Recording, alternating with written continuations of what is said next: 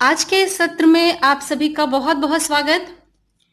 Friends, पिछले video में हमने सर्कुलर मोशन डिस्कस किया, जहां हमने कहा था कि नेक्स्ट वीडियो में हम आपके साथ शेयर करने वाले हैं सेंट्रीपिटल एक्सीलरेशन। सर्कुलर मोशन में आपने देखा कि जो भी ऑब्जेक्ट सर्कुलर मोशन कर रहा है, वो यूनिफॉर्म सर्कुलर मोशन हो या नॉन यूनिफॉर्म सर्कुलर मोशन हो, दोनों ही केस में एक्सीलरेटेड मोशन ही होता है। यानी एक्सीलरेशन जरूर होगा, त्वरण जरूर होगा इस मोशन में। Uniform circular motion and non uniform circular motion, दोनों के डिफरेंस को भी हमने आपने डिस्कस किया था और आपने देखा था कि यूनिफॉर्म सर्कुलर मोशन, ये पिछले वीडियो में आपने देखा था, जहां आपने देखा था कि यूनिफॉर्म सर्कुलर मोशन के केस में एक्सीलरेशन हमेशा रेडियस के अलोंग होता है और टूवर्ड्स द सेंटर होगा, जिसे आप सेंट्रीपिटल एक्सीलरेशन कहते हैं। लेकिन जब हम नॉन यूनिफॉर्म एक्सीलरेशन की बात कर रहे थे, तो आपने देखा था the acceleration vector will not point towards the centre of the circle.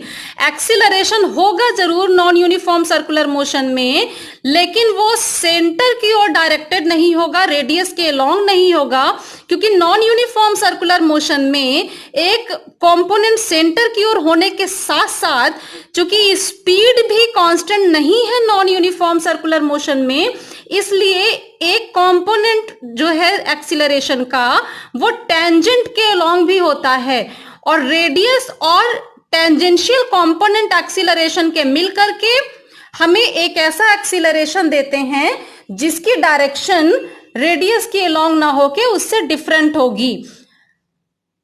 संक्षेप में हम ये कह सकते हैं कि uniform circular motion and non uniform circular motion दोनों ही एक्सीलरेटेड मोशन है।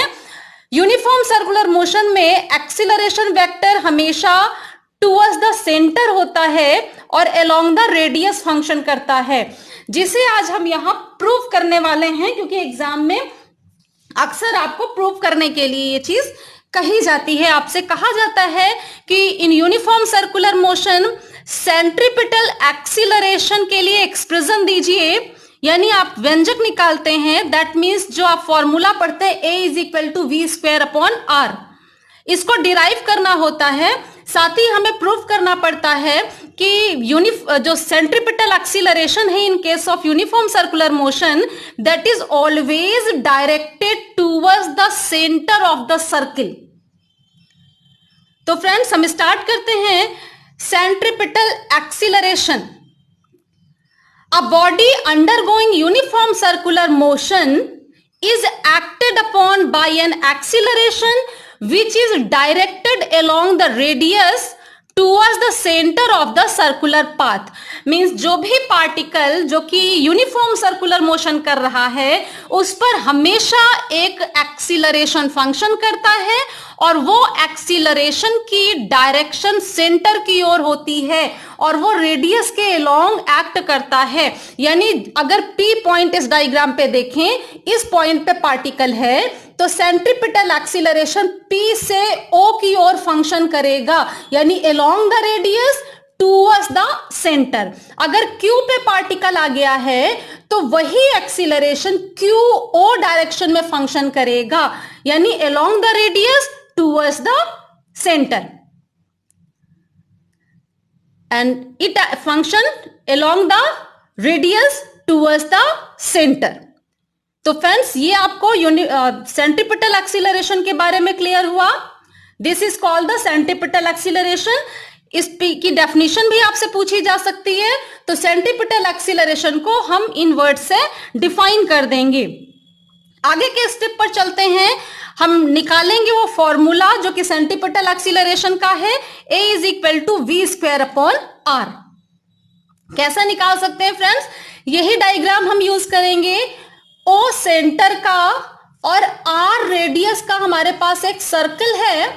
इस सर्कल पर एक पार्टिकल यूनिफॉर्म सर्कुलर मोशन कर रहा है, यानी उसकी स्पीड कांस्टेंट है, लेकिन डायरेक्शन लगातार चेंज होगी। आप पढ़ चुके हैं कि सर्कुलर मोशन जब भी पार्टिकल करता है, तो उसकी डायरेक्शन लगातार बदल रही है। क्यों? क्योंकि पार्टिकल जिस भी पोजीशन पर है उसकी वेलोसिटी टेंजेंट के अलोंग होगी। P पॉइंट पे पार्टिकल है तो टेंजेंशियल वेलोसिटी ये देखिए आपको यहां V1 से शो किया है।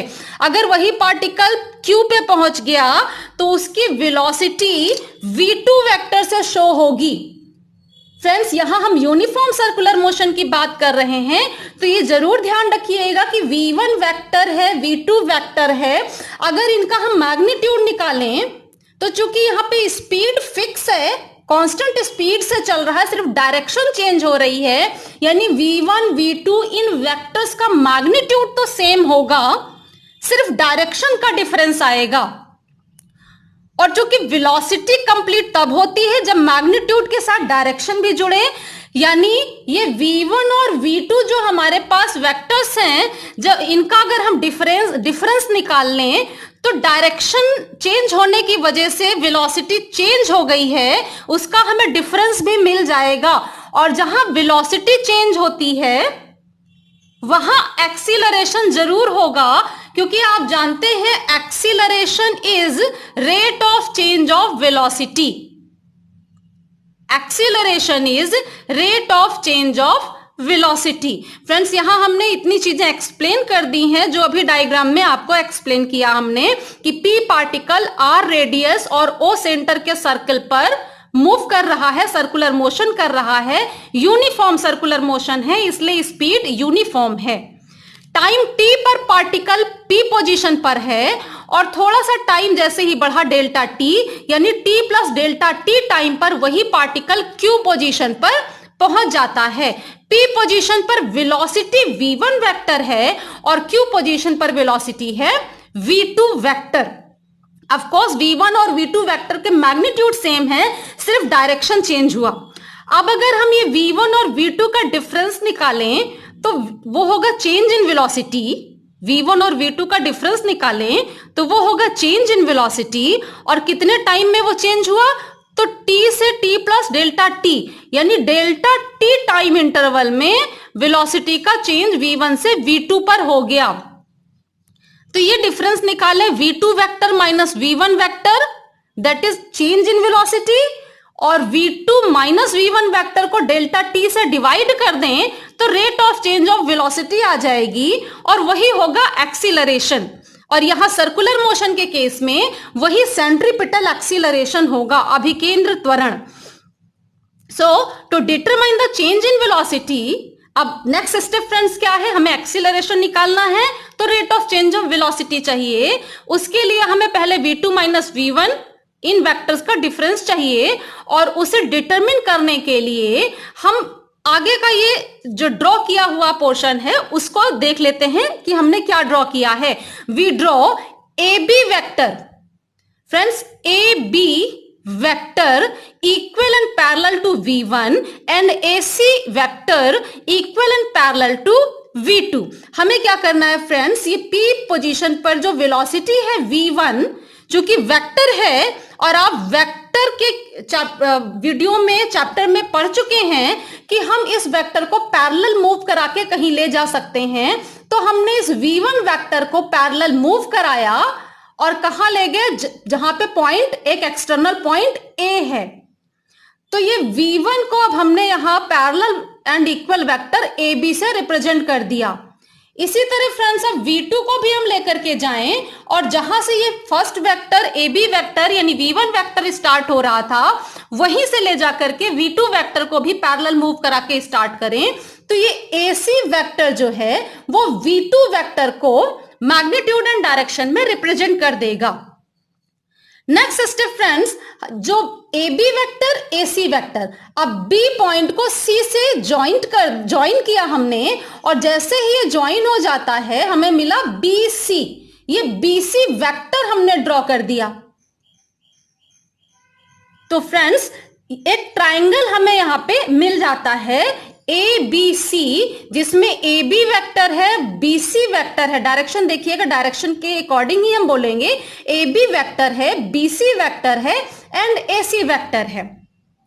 वेक्टर एडिशन के वीडियो में फ्रेंड्स हमने triangle law of vector addition discuss किया था।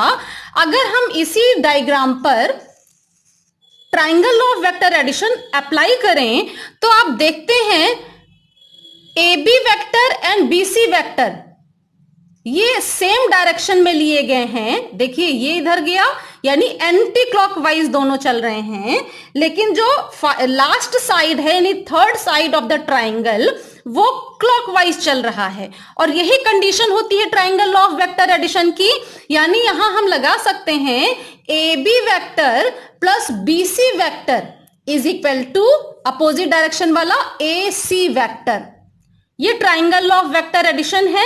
अगर फिर भी कोई कंफ्यूजन है फ्रेंड्स तो वेक्टर एडिशन के वीडियो में जाकर के कंफर्म कर लीजिए इसे। अब इस लॉ को अगर हम देखें आगे, हमें यहां पे चाहिए difference of these two vectors v1 and v2। तो उसके लिए डिफरेंस क्या है, bc। हमें ये bc चाहिए, तो bc is equal to ac vector minus ab vector. ये आ गया। AC वेक्टर फ्रेंड्स क्या है, v2 एंड AB वेक्टर है v1। तो v2 minus v1 is bc, और उसी bc को हमने डेल्टा v कह दिया क्योंकि ये वेलोसिटी का डिफरेंस है, डिफरेंस का वेक्टर हो गया v2 vector, that is change in velocity in time delta t। क्योंकि v1 किस टाइम पर है, t टाइम पर, और v2 t plus delta t time पर। तो v1 और v2 के बीच जो डिफरेंस आया वो इस डेल्टा t टाइम में आया है। नाउ फ्रेंड्स ये आप समझ गए कि हम कैसे डेल्टा v निकाल सकते हैं v2 माइनस v1 यहां से, और उसकी डायरेक्शन आपको दिख रही है। डेल्टा v जो है bc के अलोंग चल रहा है। ये इसलिए भी ध्यान रखना जरूरी है क्योंकि डायरेक्शन ऑफ एक्सीलरेशन यानी सेंट्रीपिटल एक्सीलरेशन निकालते समय हम इसी डायग्राम को यूज करने वाले हैं। पहले हम मैग्नीट्यूड पे आ जाते हैं, यानी एक्सीलरेशन के लिए जो फॉर्मूला था वो निकालेंगे, और यही चीज यूज करनी है। Acceleration is equal to rate of change of velocity, यानी change in velocity upon time interval, that means delta v upon delta t। ये हमें लेना है एक्सीलरेशन निकालने के लिए, और उसमें कुछ सिंप्लीफिकेशन करेंगे, कुछ सॉल्व करेंगे कुछ चीजें, जिससे हमें वो फॉर्मूला मिल जाएगा जो हमें डिराइव करना है, a is equal to v square upon r। तो उसके लिए फ्रेंड्स ये ध्यान दीजिए कि अगर हम small time interval delta t लेते हैं, if delta t is small, तो आप जानते हैं for small delta t delta theta भी वेरी वेरी स्मॉल होगा, यानी ये वाला एंगल भी वेरी वेरी स्मॉल होगा जो OP और OQ रेडियस के बीच बन रहा है, और ये एंगल वेरी स्मॉल होगा। तो उस केस में हमारा arc PQ and chord PQ, arc friends क्या है, ये जो सर्कल वाला पाथ है यानी ब्लू कलर वाला PQ, एंड कॉर्ड क्या है, ये जो हमने येलो ऑरेंज कलर में लिया हुआ है PQ, ये कॉर्ड है। लेकिन अगर time interval delta t very small हो तो डेल्टा थीटा भी वेरी स्मॉल होगा, और उस केस में ये दोनों अप्रोक्सीमेटली इक्वल होंगे, यानी arc PQ is equal to chord PQ हो जाएगा। तो फ्रेंड्स जैसे ही हम आर्क PQ की जगह कॉर्ड PQ ले लें तो एक ट्राइंगल तो बन गया OPQ, और एक ट्राइंगल बन रहा है ABC। इन दोनों ट्राइंगल में फ्रेंड्स देखिए कि ये OPQ में OP रेडियस वेक्टर है और OQ रेडियस वेक्टर है। OP को हमने कहा रेडियस वेक्टर R1 और OQ को कहा रेडियस वेक्टर R2। डायरेक्शन ही सिर्फ इनकी डिफरेंट है, अदरवाइज मैग्नीट्यूड ऑफ रेडियस तो सेम होगा, यानी OP का मैग्नीट्यूड R और OQ का मैग्नीट्यूड भी R होगा। इन दोनों के बीच है एंगल थीटा। अब फ्रेंड्स ABC में देखिए, AB का मैग्नीट्यूड भी V हम लेंगे क्योंकि वेलोसिटी का सिर्फ डायरेक्शन चेंज हो रहा, मैग्नीट्यूड में चेंज नहीं हुआ, यानी V1 का मैग्नीट्यूड भी V और V2 का मैग्नीट्यूड भी V। तो इस ट्राइंगल में ये OP साइड और OQ साइड इक्वल, और ABC ट्राइंगल में भी AB साइड और AC साइड इक्वल। फिर देखिए फ्रेंड्स ये जो AB वेक्टर है that is V1, AB V1 को रिप्रेजेंट कर रहा है। V1 is perpendicular to OP, OP से परपेंडिकुलर है, यानी OP से परपेंडिकुलर होगा AB वेक्टर की डायरेक्शन, इसी तरह OQ से परपेंडिकुलर है AC वेक्टर की डायरेक्शन। और आप जानते हैं कि अगर दो वेक्टर्स के बीच एंगल जो भी बन रहा है, यहां डेल्टा थीटा लिया है, वही उनके परपेंडिकुलर्स के बीच भी एंगल होगा, यानी V1 और V2 वेक्टर के बीच भी एंगल होगा डेल्टा थीटा। सेम एंगल आएगा V1 और V2 के बीच में भी।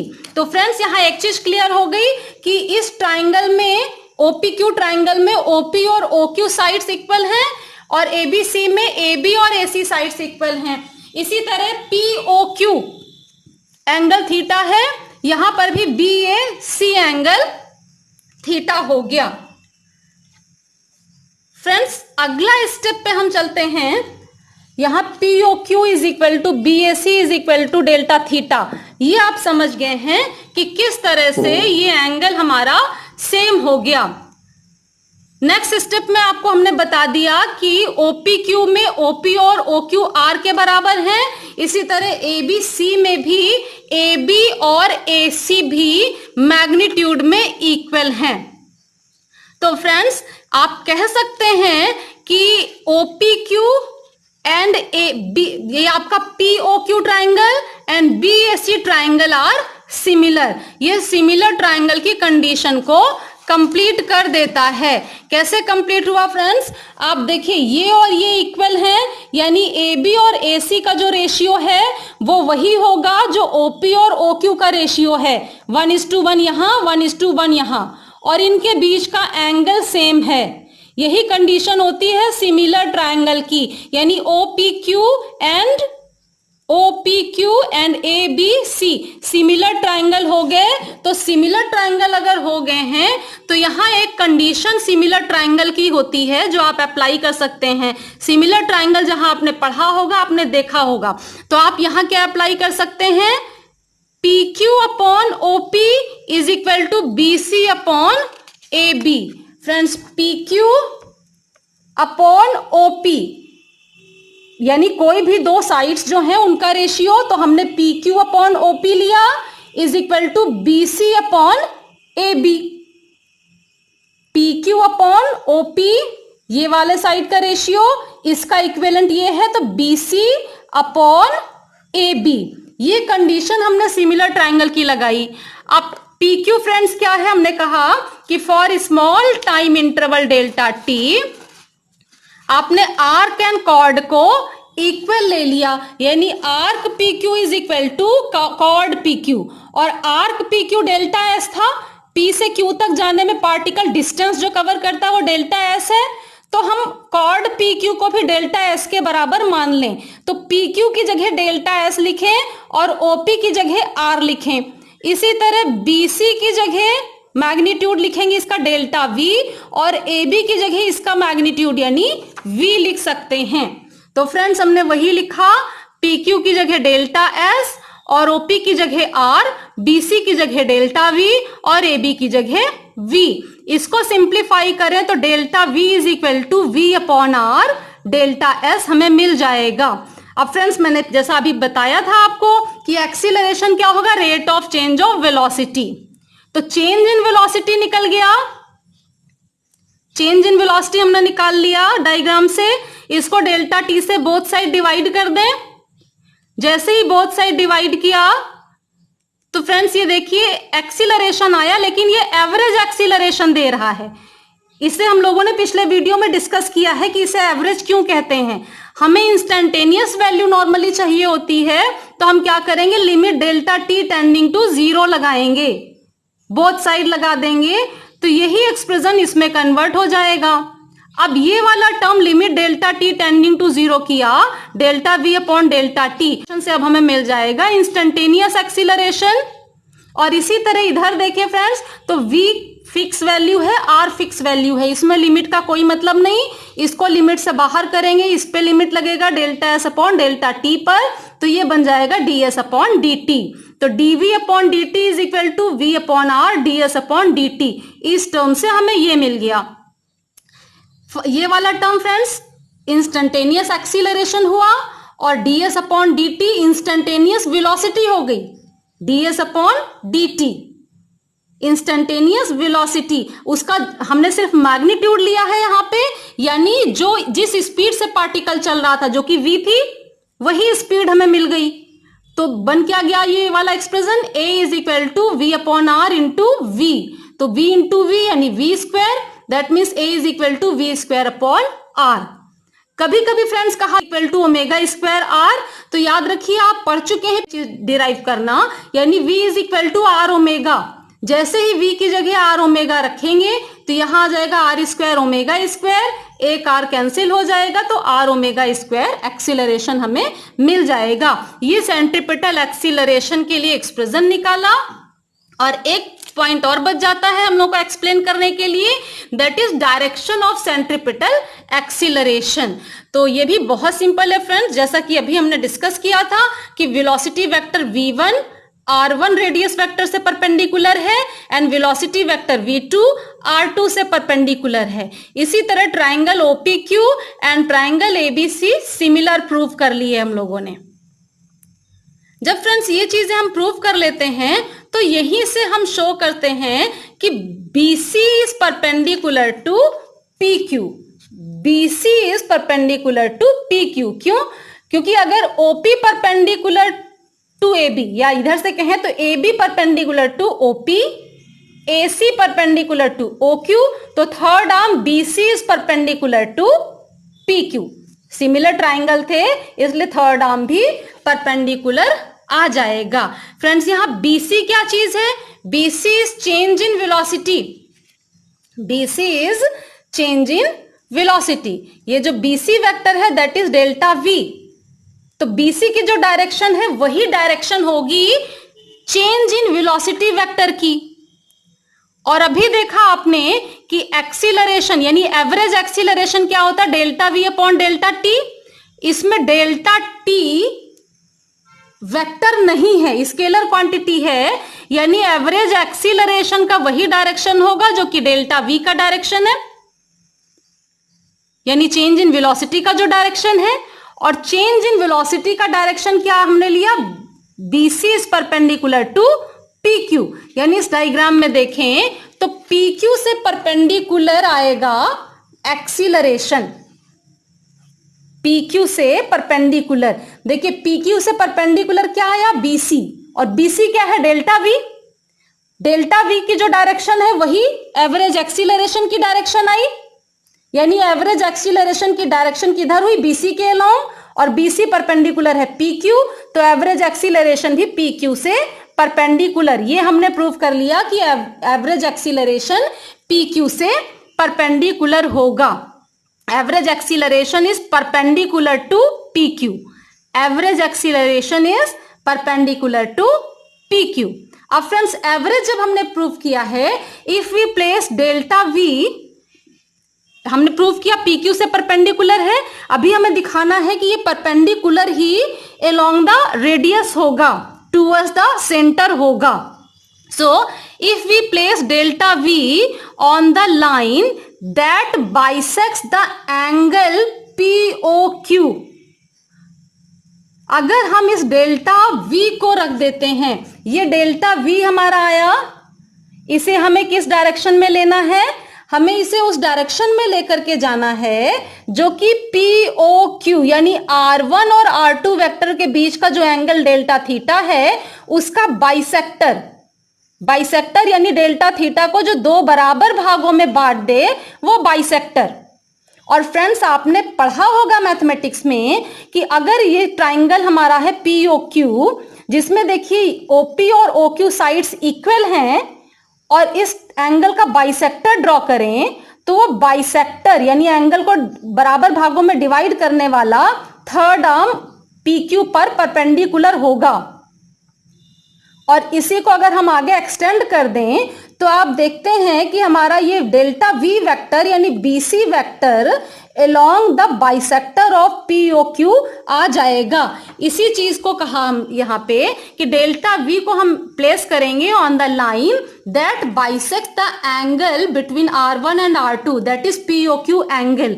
We get delta V is directed towards the center of the circle. Of course यहाँ जो बाइसेक्टर आप ड्रॉ करते हैं फ्रेंड्स, तो तो बाइसेक्टर तो सेंटर से ही आ रहा है, यानी BC that means delta V that means the average acceleration जो कि अलोंग द बाइसेक्टर आ जाता है ऑफ POQ। इसका मीनिंग क्या हुआ कि ये हमारा एक्सीलरेशन टुवर्ड्स द सेंटर होगा, क्योंकि बाइसेक्टर तो सेंटर से ही हम ले रहे थे।